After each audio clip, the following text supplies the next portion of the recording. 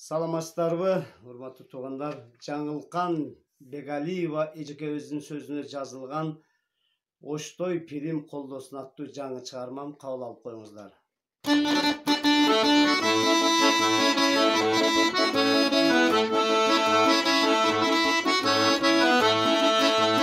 Барар жерим ош дедим, жакшы бардым кош дедим, көрбөй калсам сагынам, жалындады от сезим. Оштой Пирим колдосун, кыдыр болсун жолдошум, аман барып аман кел, Аллах өзү колдосун, Аллах өзү колдосун.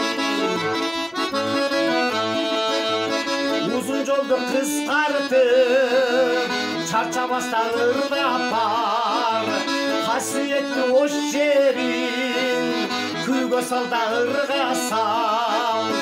Оштой Пирим колдосун, кыдыр болсун жолдошум, аман барып аман кел, Аллах өзү колдосун, Аллах өзү колдосун.